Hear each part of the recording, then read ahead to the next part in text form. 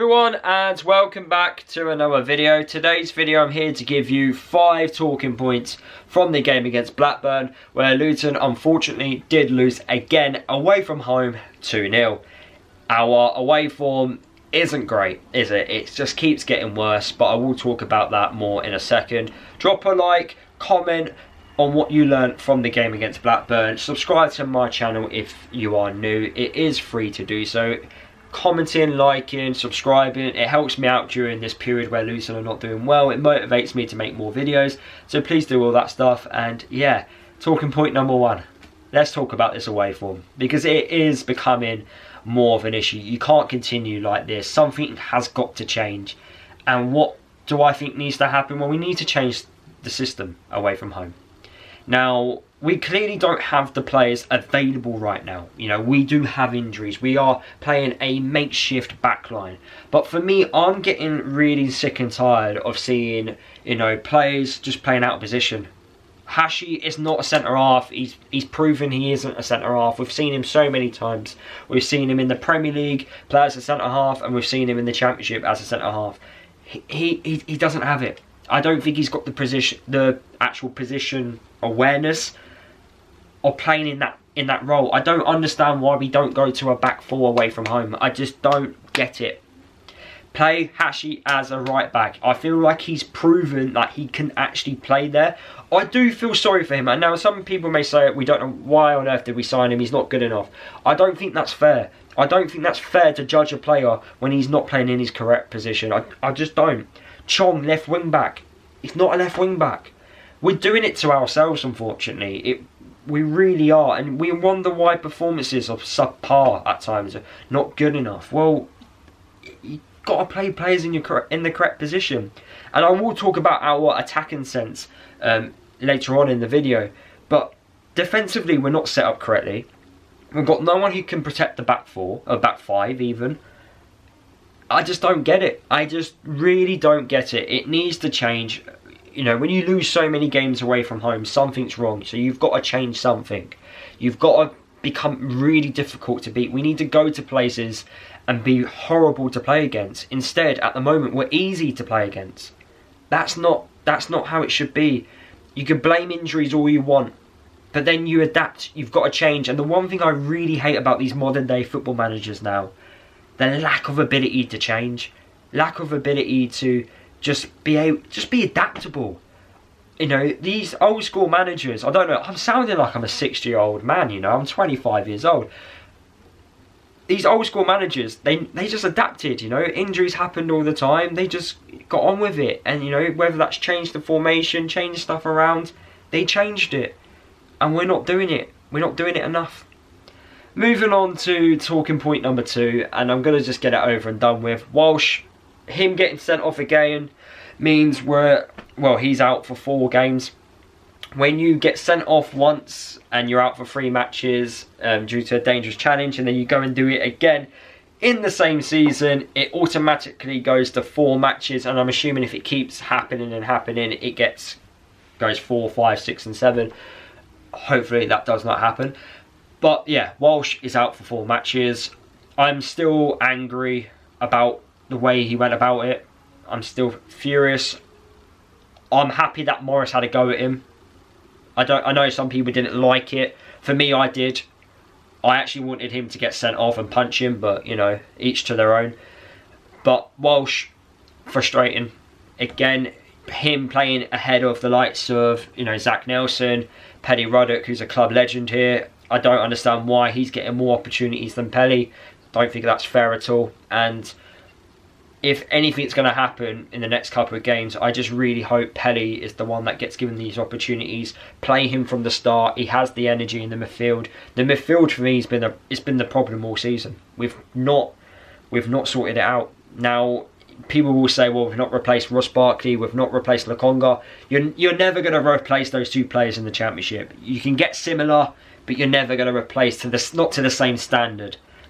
But even so, you still got to make us a little bit difficult to play against. But at the moment, we get split open far too easily. Clark and Krause just don't work together in the midfield. And that does move me on to talking point number 3, which is about Krause.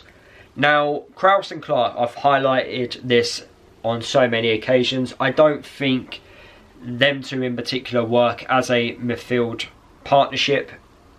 Krause, I think, on occasions has performed well. The same with Clark. But for me, Krause, I feel like he's playing in the wrong position. And I quickly had a look at what he did in Germany last season. At times he played in a midfield three. At times he played as a defensive midfielder. And when I look at him, I see a defensive midfielder. When we actually first signed him, I was thinking he was going to be competition with Nakamba. I thought those two players in particular would be competing for that defensive midfielder role within the team. And we're not quite seeing that. When you look at Krause's stats from last season in Germany, all the defensive ones were quite good.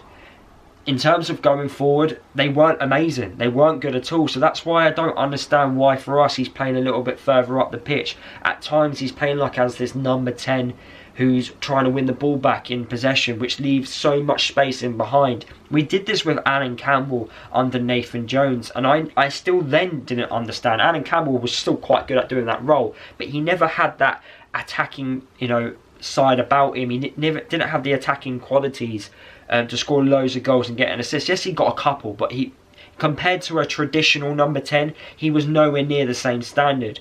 And even then, he was a defensive midfielder from Motherwell.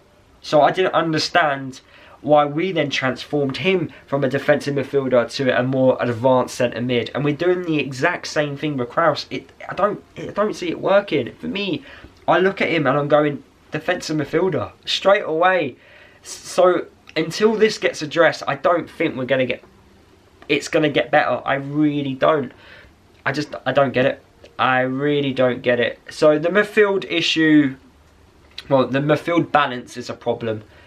And I've already mentioned the defence balance is a problem because players are playing out of position. But you want to know what's also a problem? The attacking balance. Mental, right, isn't it? The midfield balance, the defensive balance and the attacking balance are all wrong. Explains why we keep losing away from home. And why is the attacking balance wrong? I've highlighted this over the last couple of videos. We don't cross the ball into the box from open play. We play with Morris and Elijah Adebayo, two target men strikers who need to attack crosses. And we don't attack crosses. Guess how many crosses we put into the box? 4 from open play. 4 crosses from open play against Blackburn. How many were successful? 0. 0 crosses.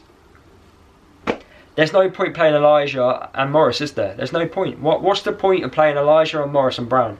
3 players that, I would say are very good at attacking the ball from across. What's the point? Play different strikers. People won't like me when I say this. Woodrow is a different type of striker to Morris and Brown. He's someone who likes to receive the ball. So he's a different type. If we're going to carry on playing this way, you might as well play Woodrow. There's no point playing Morris because we're not playing to his strengths. We're not playing to Elijah's strengths. So you might as well play 2 different types of strikers. If you're not going to... You can play Elijah or you can play Taylor. Elijah or Woodrow. Morris or Woodrow. Morris or Taylor. You've then got different variety in your attacking options. But because we're playing the same way with the same type of striker, but we're not doing what they need, the balance is wrong going forward. And again, we were never looking like we were going to score against Blackburn. It's the same predictable stuff all the time. I'm always repeating myself to you guys, but the proof's there.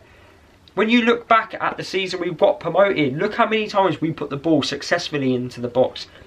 The numbers are massively different compared to this year. One massive reason for that, we used to put the ball into the box properly. But yeah, moving on to talking point number 5. And it all really comes from what's happened today, really. 2 managers have been sacked as I've recorded this video. I don't know if any more are going to get sacked. O'Neill's been sacked from Wolves, and apparently Wolves have been rumoured on a few occasions to be after Edwards. I would drive him there if it was me. And also Des Buckingham, the Oxford United manager, has been sacked. I can't believe it. Des Buckingham, I thought he's the reason why Oxford are in the Championship. And they've not even given him the season. And they're not even in the bottom 3, I don't think. I can't believe it. But what I'm trying to say is there's plenty of managers available. There's plenty of high profile managers there.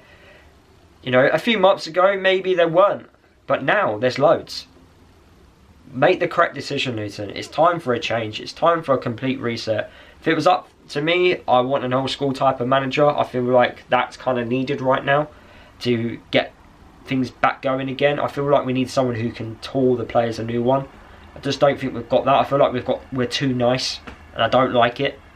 But that's what I think. Let me know what you think. Drop a like, comment, subscribe, and yeah, I'll see you guys in a future video. Hopefully I'm talking positive, and yeah, I could be smiling again. But look, Derby on Friday. Let's see what happens. See you guys soon.